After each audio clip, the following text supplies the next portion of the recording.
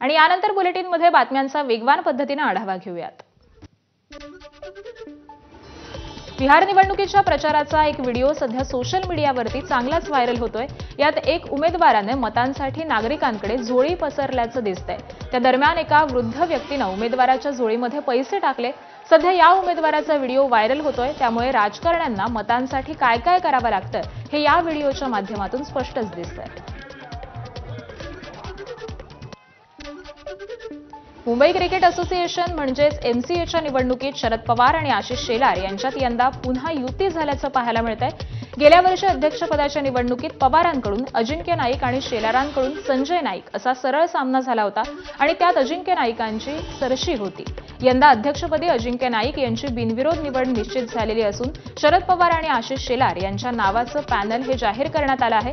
या पॅनलमध्ये अध्यक्षपदाचे एकमेव उमेदवार अजिंक्य नाईक यांच्यासह उपाध्यक्षपदाचे उमेदवार जितेंद्र आव्हाड, संयुक्त सचिव पदाचे उमेदवार गौरव पैयाडे, खजिनदार पदाचे उमेदवार अरमान मलिक आणि कार्यकारिणी सदस्य पदाचे उमेदवार मिलिंद नार्वेकर यांची नावं आहेत। दरम्यान उन्मेष खानविलकर आणि निलेश भोसले यांनी एसपी पॅनल जाहीर केलं। या पॅनलकडून खानविलकर स्वतः सचिव पदाची तर निलेश भोसले संयुक्त सचिव पदाची निवडणूक लढवत आहेत। एसपी पॅनलनं उपाध्यक्ष पदासाठी जितेंद्र आव्हाडांना तर खजिनदार पदासाठी सुरेंद्र शेवाळ यांना पाठिंबा दिलाय।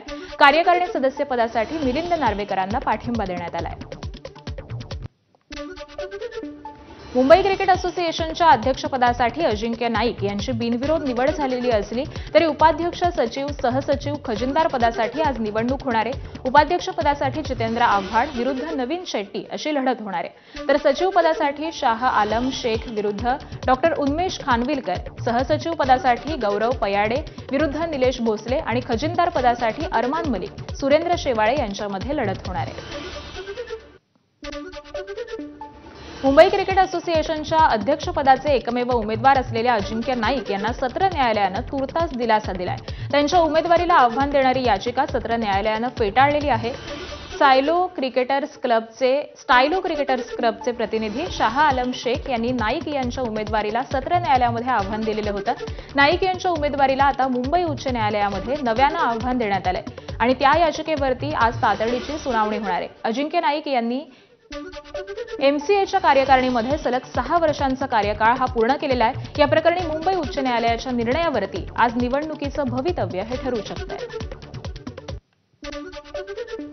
स्थानिक स्वराज्य संस्थांच्या निवडणुकांच्या पार्श्वभूमीवरती स्वतंत्र लढवण्याबाबत काँग्रेसची अंतिम भूमिका आज ठरणार आहे। काँग्रेस स्वबळावरती लढणार की आघाडी करणार याबाबत आज होणाऱ्या बैठकीमध्ये अंतिम निर्णय हा घेतला जाणार आहे। यासाठी काँग्रेसच्या पार्लमेंटरी बोर्डाची महत्त्वपूर्ण बैठक आज बोलावण्यात आली आहे। काँग्रेस नेते नाना पटोले यांनी ही माहिती दिली आहे। त्याबरोबरच 14 आणि 15 नोव्हेंबरला काँग्रेसकडून उमेदवारांच्या नावाची घोषणा करण्यात येणार असल्याचं देखील पटोलेंनी स्पष्ट केलं।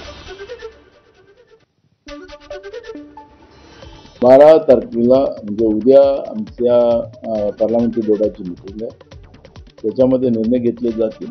जवळपास 14-15 तारखेला तिकीट डिक्लेअर होतील आणि मला असं वाटतं की बंडखोरी हा विषय नाही आहे।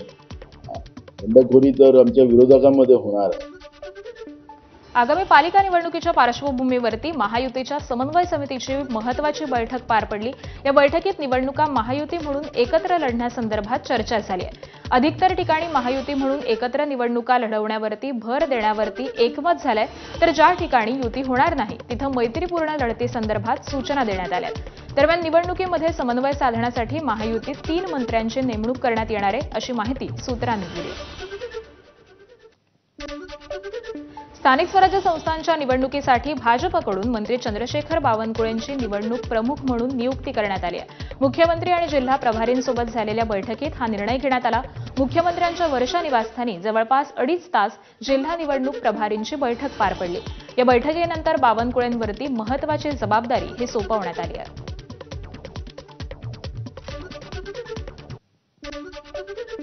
रत्नागिरीच्या चिपळूणमध्ये महायुतीच्या नेत्यांची बैठक पार पडली। या बैठकीमध्ये रत्नागिरीत सर्व ठिकाणी महायुती म्हणून लढवण्याचा निर्णय झाल्याची माहिती उदय सामंतांनी दिली आहे। दरम्यान स्थानिक आमदार शेखर निकम यांनी बैठकीला दांडी मारल्यानं राजकीय वर्तुळात चांगलीच चर्चा रंगली। पत्रकार परिषदेमध्ये महायुतीची घोषणा करण्यात आली, मात्र वेळ आली की कोणती जागा कोणाला देणार हे कळवणार असल्याचं उदय सामंत यांनी म्हटलंय। हा संकल्प महायुतीचा आज आम्ही केलाय. 3 तारखेला याचं रूपांतर विजयामध्ये होईल याची पूर्ण खात्री व्यासपीठावरच्या सगळ्या आम्हाला मंडळींना. ज्या स्थानिक स्वराज्य संस्था आहेत, कार्यकर्त्यांना विश्वासात घ्यावं लागतं. 5-5, 6-6 इच्छुक आहेत, तिथं एकावर ते नाव आणावं लागतं. त्याच्यामुळे आम्ही सगळे बसून एकत्र हा निर्णय घेतोय. पण आज महायुतीची घोषणा रत्नागिरीमध्ये पहिल्यांदा इथं झाली. सिंधुदुर्गात महायुतीत लढण्याबाबत सावंतवाडीमध्ये आमदार दीपक केसरकरांच्या निवासस्थानी बैठक झाली. बैठकीला केसरकरांसह भाजप जिल्हाध्यक्षांसह इतर प्रमुख नेते मंडळी उपस्थित होते. यावेळी जिल्ह्यातील युतीबाबत चर्चा झाली. तसंच बैठकीदरम्यान खासदार नारायण राणे आणि पालकमंत्री नितेश राणे यांच्याशी फोनवरून चर्चा झाल्याचं सांगण्यात येत आहे. तर युतीबाबत आज अंतिम निर्णय होईल अशी अपेक्षा असल्याचं दीपक केसरकरांनी म्हटलंय. महायुतीची बोलणी सुरू झाली ही गोष्ट आशादायक आहे आणि त्याच्यातून काहीतरी चांगलं निष्पन्न होईल याची मला खात्री आहे. उद्या दुपारपर्यंत आवश्यक तो निर्णय होईल. मी आपल्याला सांगितलेलं आहे की बोलणी चालू आहे. बोलणी यशस्वी झाल्यानंतर आम्ही सर्व काही ते आपल्याला सांगू. राणे साहेबांनी पुढाकार घेतल्यामुळेच महायुतीची बोलणी चालू झालेली आहे. त्याच्यातून काहीतरी चांगलं निष्पन्न होईल अशी मी अपेक्षा करतो. आगामी निवडणुकांमध्ये शिंदेंच्या शिवसेनेसोबत कुठेही युती नको असे निर्देश उद्धव ठाकरेंनी पदाधिकाऱ्यांना दिले होते. मात्र सिंधुदुर्गच्या कणकवलीमध्ये नगरपंचायत निवडणुकीसाठी दोन्ही सेनेच्या युतीची चर्चा सुरू असल्याचं बोललं जात होतं. मात्र यानंतर उद्धव ठाकरेंनी कणकवलीतील पदाधिकाऱ्यांसोबत बैठक घेतली आणि पक्षविरहित निवडणूक लढवण्यास हिरवा कंदील दिल्याचं समजतंय. मात्र यामध्ये नगराध्यक्ष पदाचा उमेदवार हा उद्धव ठाकरे पक्षाचा असला पाहिजे अशी अट ठेवल्याचं देखील सांगण्यात येत आहे. कोल्हापूरच्या चंदगडमध्ये दोन्ही राष्ट्रवादी एकत्र आलेले आहेत. तिथे भाजप आणि शिंदे सेना बोलायला तयार नसल्यानं आपण शरद पवारांच्या राष्ट्रवादीशी हातमिळवणी केल्याचं हसन मुश्रीफांनी सांगितलं. मात्र कोल्हापुरात इतर ठिकाणी भाजप सोबत बोलणी सुरू असल्याचंही ते म्हणाले. आमचे माजी आमदार राजेश पाटील त्या तालुक्याचे नेते आहेत. त्यांची तक्रार अशी होती की भारतीय जनता पक्ष किंवा शिंदे गट आपल्यावर कोणी बोलायला तयार नाही. कालपासून निवडणुकीची उमेदवारी अर्ज भरायची सुरुवात झालेली आहे. म्हणून त्यांनी आपल्या शिष्टींची परवानगी काढून कैलासजी बाबासाहेब कुपेकरच्या कन्या ज्या आता पवारसाहेब गटात आहेत त्या नंदाताई कुपेकर यांच्यावर चर्चा त्यांनी केली आणि त्यांची राजश्री शाहू आघाडी म्हणून काल त्यांनी स्थापन केली आणि त्याला आशीर्वाद देण्यासाठी मी त्या ठिकाणी उपस्थित होतो.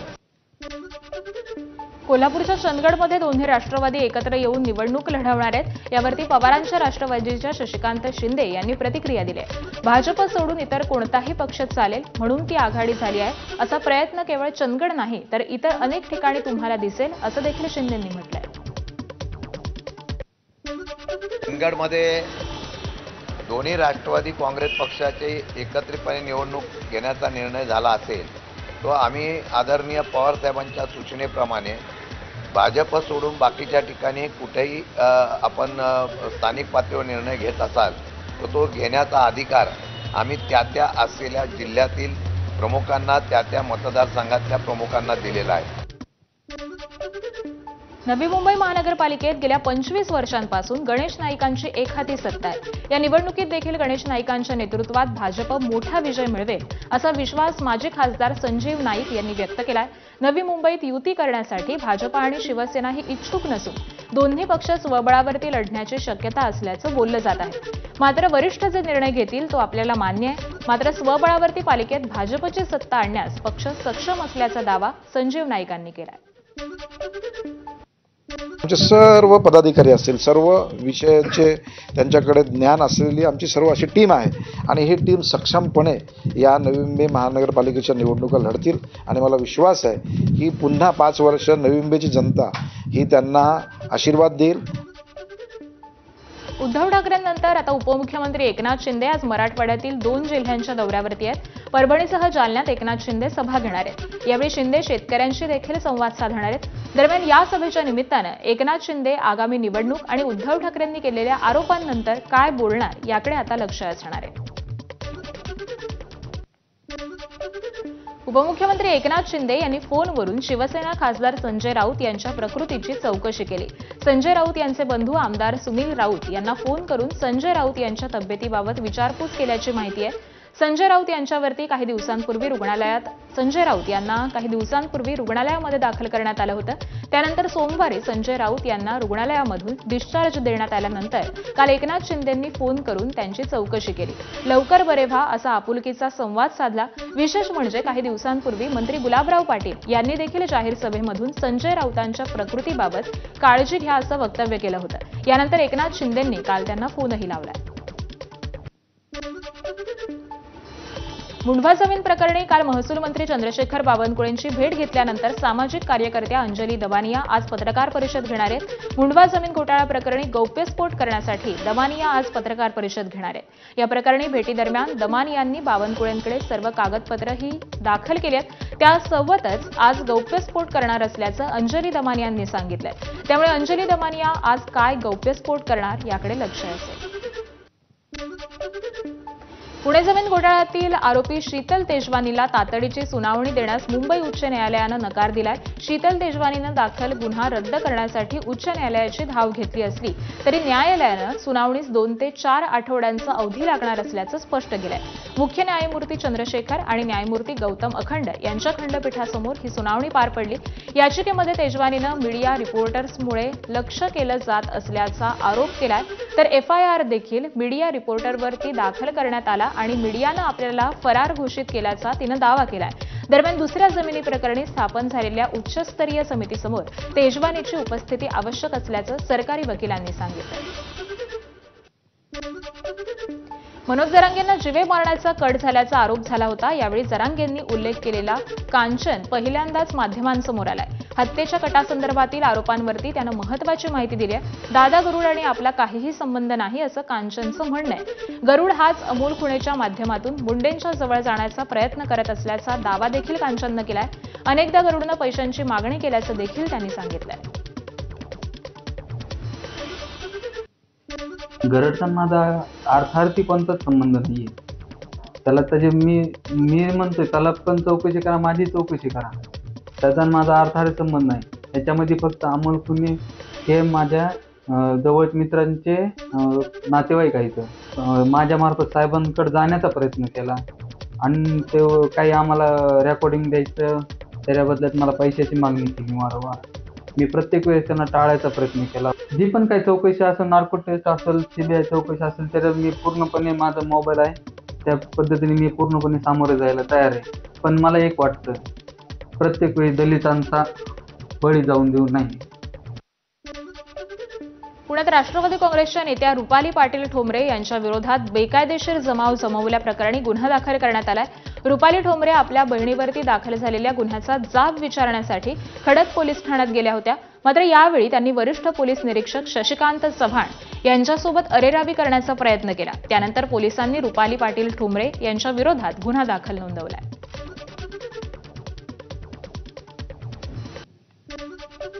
भाजप खासदार निशिकांत दुबेंनी हिंदी मराठी वादावरून राज ठाकरेंना मारण्याचं वक्तव्य केलं होतं. दुबेंच्या या वक्तव्याविरोधात मनसेच्या सुदाम कोंबडेंनी न्यायालयामध्ये धाव घेतली होती. या प्रकरणी काल सुनावणी पार पडली. न्यायालयानं दुबेंच्या या विधानाची चौकशी करून अहवाल सादर करण्याचे आदेश हे पोलिसांना दिलेत. दुबेंच्या या वक्तव्यानं मराठी माणसाचा अपमान झाल्याचा आरोप हा मनसेनं केला होता.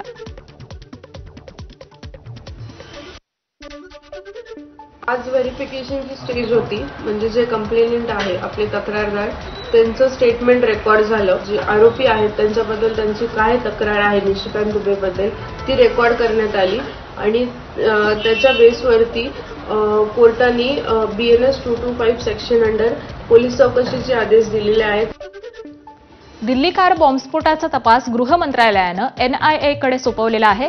केंद्रीय गृहमंत्र्यांनी FSLला स्फोटावरील नमुने आणि स्फोट झालेल्या कारमधील बसलेल्या लोकांचे नमुने हे तपासण्याचे आणि जुळवण्याचे निर्देश दिलेत.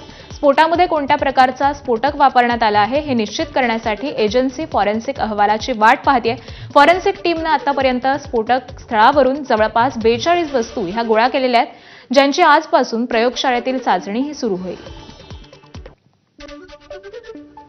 2 दिवसांच्या भूतान दौऱ्यावरून परतल्यानंतर आज पंतप्रधान नरेंद्र मोदी दिल्ली स्फोटाबाबत बैठक घेणार आहेत. दिल्लीत परतल्यानंतर मोदींची सुरक्षा दलांसोबत आणि गृहमंत्री अमित शहांसोबत महत्त्वाची बैठक पार पडणार आहे.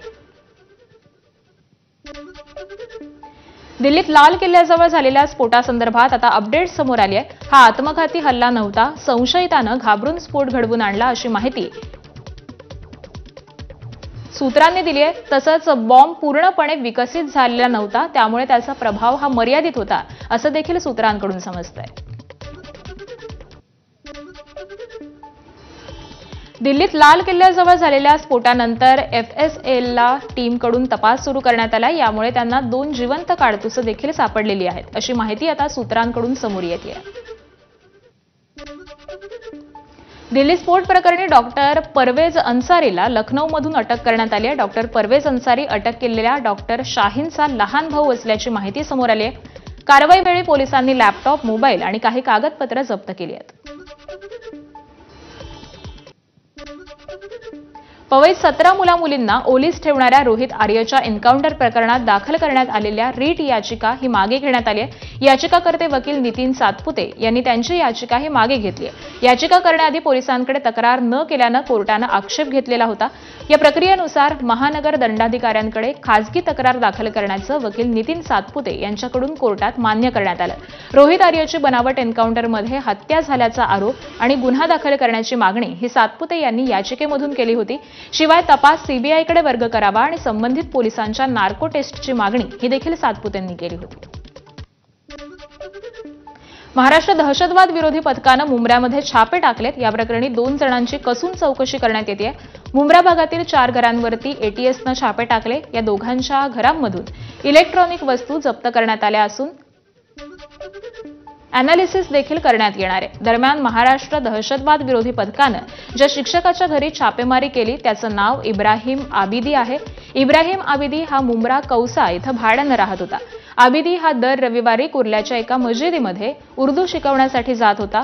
कुर्ल्यामध्ये त्याची दुसरी पत्नी राहत असून तिच्या घरी देखील एटीएसनं छापेमारी केली आहे. एटीएसला संशय आहे की मुलांना दहशतवादी कृत्यांसाठी प्रवृत्त करत होता. तसंच पुण्यातील अल कायदा या दहशतवादी संघटनेचे साहित्य बळकावल्याचा आरोप एका सॉफ्टवेअर इंजिनियरला पुण्यामधून अटक करण्यात आली होती. आणि याच प्रकरणी आता महाराष्ट्र एटीएसनं मुंब्रा भागामध्ये छापेमारी केली. अल कायदा इन इंडियन सबकॉन्टिनेंट या दहशतवादी संघटनेच्या समर्थनार्थ जिहादचा प्रसार आणि प्रचार करून देशाच्या एकता आणि सुरक्षिततेला धोका निर्माण केल्याच्या आरोपांवरून जुबेर इलियास हंगेरकर याला पुणे एटीएसनं अटक केली होती.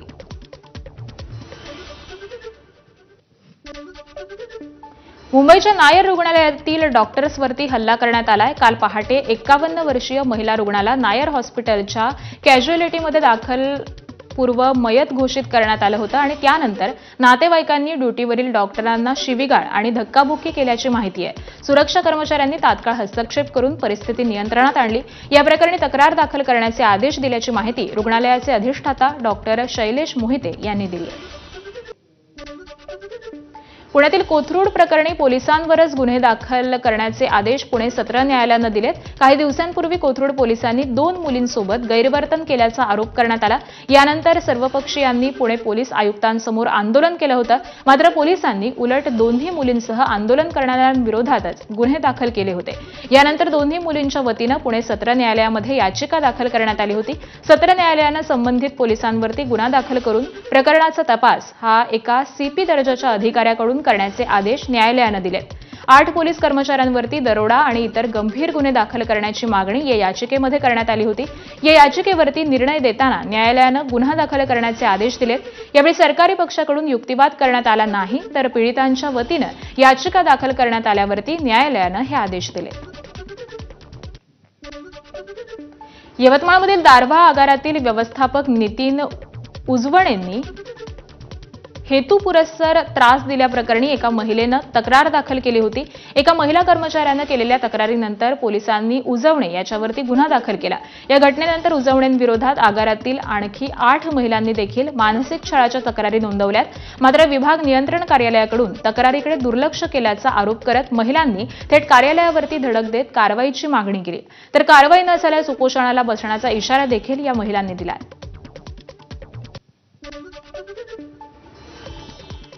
मुंबईच्या माहीम खाडीत 19 वर्षीय तरुणीनं उडी मारली. तरुणीला वाचवण्यासाठी तिच्या पाठोपाठ मित्रानं देखील उडी मारली. घटनेचं कारण मात्र अद्याप अस्पष्ट आहे. अग्निशमन दलाच्या मदतीनं दोघांचाही शोध घेण्यात येतोय. अकोल्यात शिक्षकी पेशाला काळीमा फासणारी एक धक्कादायक घटना घडली आहे. नवे गावामधील जिल्हा परिषद प्राथमिक शाळेत एका शिक्षकानंच अल्पवयीन विद्यार्थिनीचा विनयभंग केलाय. या घटनेनंतर संतप्त गावकऱ्यांनी शिक्षकाला बेदम चोप दिलाय. या घटनेचा व्हिडिओ सोशल मीडियावरती चांगलाच व्हायरल होतोय. या प्रकरणी आरोपी शिक्षक सुधाकर पांडे विरुद्ध गुन्हा दाखल करण्यात आलेला असून पोलिसांनी त्याला अटक केली. या घटनेनंतर ग्रामस्थांमध्ये तीव्र संतापाची लाट उसळली असून शाळेत आणि परिसरामध्ये सुरक्षा उपाययोजनांची मागणी होतीये. गडचिरोली पोलिसांच्या पोलीस दादा लोरा खिडकी या उपक्रमाअंतर्गत 45 दिवसांचं निवासी पोलीस भरती पूर्ण शिबिर हे पार पडलं. या 13व्या सत्रामध्ये तब्बल 100 युवतींनी सहभाग नोंदवला होता. प्रशिक्षणादरम्यान उमेदवारांना मैदानी चाचणी, लेखी परीक्षा, सायबर जनजागृती, महिला गुन्हे आणि नव्या कायद्यांबाबत मार्गदर्शन देण्यात आलं. प्रशिक्षणाअखेर उत्तम कामगिरी करणाऱ्या युवतींना पोलीस अधीक्षक दिलोत्पल यांच्या हस्ते प्रमाणपत्र देऊन गौरवण्यात आलं. आतापर्यंत या उपक्रमाच्या माध्यमामधून 2543 युवक-युवतींनी प्रशिक्षण घेतलेलं असून त्यापैकी 205 जणांची विविध शासकीय विभागांमध्ये निवड देखील झाली आहे. मुंबई महानगरपालिकेच्या पिसे डॅम प्रकल्पासाठी शासकीय मोजणीला पिसे ग्रामस्थांनी आणि ग्रामपंचायतीनं विरोध दर्शवलाय. या मोजणीविरोधात स्थानिक शाळेच्या विद्यार्थ्यांनी क्रीडांगण वाचवा अशा घोषणा देत आंदोलन केलं. मोजणी होत असलेली जागा ही विद्यार्थ्यांच्या खेळाच्या मैदानाची असून ती प्रकल्पाच्या हाती जाण्याची शक्यता असल्यानं ग्रामस्थ संतप्त झाले. आतापर्यंत 5 प्रकल्पांसाठी जमीन दिल्यानंतर देखील गावाचा विकास झालेला नाही. त्यामुळे स्थानिकांना मूलभूत सुविधा मिळाल्याशिवाय आणखी कोणतेही भूसंपादन होऊ देणार नाही असा ठाम इशारा हा पिसे ग्रामस्थांनी दिलाय. विरारच्या पश्चिमेच्या अर्नाळा समुद्र किनाऱ्यालगत असलेल्या क्षितिज रिसॉर्टच्या बाजूच्या केळीच्या बागेची अज्ञात व्यक्तीनं कत्तल केल्याची घटना समोर आली आहे. किणी कुटुंबियांच्या केळीची बागेची कत्तल केल्यानं मोठं नुकसान झालंय. तसंच या प्रकरणी अर्नाळा सागरी पोलीस ठाण्यामध्ये तक्रार दाखल करण्यात आलेली असून महसूल आणि पोलीस प्रशासनानं या प्रकरणाची गंभीर दखल घ्यावी अशी मागणीही शेतकरी कुटुंबानं केली आहे.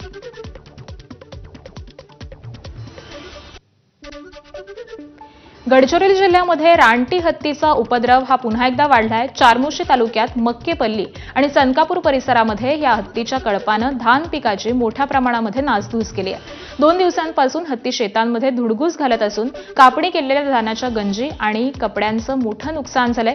गेल्या 4 वर्षांपासून गोंदिया, चंद्रपूर आणि गडचिरोली या जिल्ह्यांदरम्यान फिरणाऱ्या रानटी हत्तीचा त्रास हा सुरूच आहे. हत्तीच्या हालचालींवरती वनविभागाचं पथक हे लक्ष ठेवून असलं तरी अद्यापही त्यांना जिल्ह्यातून परतण्यात यश आलेलं नाही. त्यामुळे शेतकऱ्यांचं मोठं आर्थिक नुकसान होत असून ग्रामीण भागामध्ये भीतीचं वातावरण निर्माण झालंय.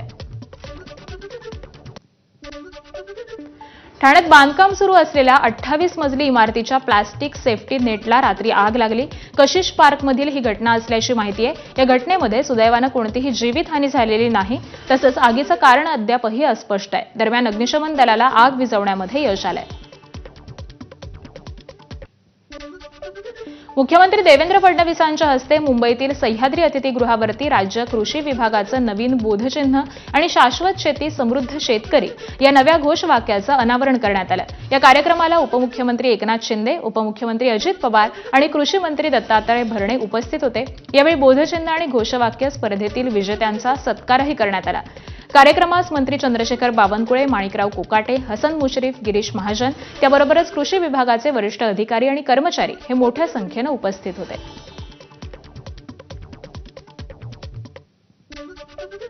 महाराष्ट्रातील विद्यार्थ्यांसाठी एक मोठी आणि आनंदाची बातमी आहे. पीसीएम, पीसीबी आणि एमबीएच्या सीईटी परीक्षा आता वर्षातून 2दा घेण्यात येणार आहेत. उच्च आणि तंत्रशिक्षण मंत्री चंद्रकांत दादा पाटील यांनी या निर्णयाची घोषणा केली आहे. पहिली परीक्षा एप्रिल 2024 मध्ये तर दुसरी परीक्षा मे 2026 मध्ये होणार आहे. चंद्रकांत पाटलांच्या अध्यक्षतेखाली झालेल्या आढावा बैठकीमध्ये हा महत्त्वपूर्ण निर्णय घेण्यात आला. जीईई प्रमाणेच महाराष्ट्रातील विद्यार्थ्यांना देखील आता 2दा सीईटी परीक्षा देण्याची संधी मिळणार आहे. विद्यार्थ्याला एक परीक्षा देणं बंधनकारक तर दुसरी ही ऐच्छिक असणार आहे. दोन्ही परीक्षा दिल्यास ज्या परीक्षेमध्ये जास्त गुण मिळतील ती गुणसंख्या प्रवेशासाठी ग्राह्य धरली जाणार आहे. सीईटी परीक्षांचे सविस्तर वेळापत्रक हे लवकरच जाहीर करण्यात येणार आहे. पुणेकरांसाठी आनंदाची बातमी आहे. केंद्र सरकारनं पीएमई ड्राईव्ह योजनेअंतर्गत पुणे शहरासाठी 1000 ई बस खरेदी करण्यास मान्यता दिली आहे. केंद्रीय अवजड उद्योग मंत्री HD कुमारस्वामी यांनी अंतिम शिक्कामोर्तब केलेला आहे. यामुळे लवकरच पुणे महानगर परिवहन महामंडळाच्या ताफ्यामध्ये या बस समाविष्ट होतील. परिणामी पुण्याची सार्वजनिक वाहतूक व्यवस्था ही अधिक भक्कम होईल, कोंडी कमी होईल, त्याबरोबरच प्रदूषण नियंत्रणासाठी देखील मदत होईल, अशी माहिती ही केंद्रीय राज्यमंत्री मुरलीधर मोहोळ यांनी दिली आहे.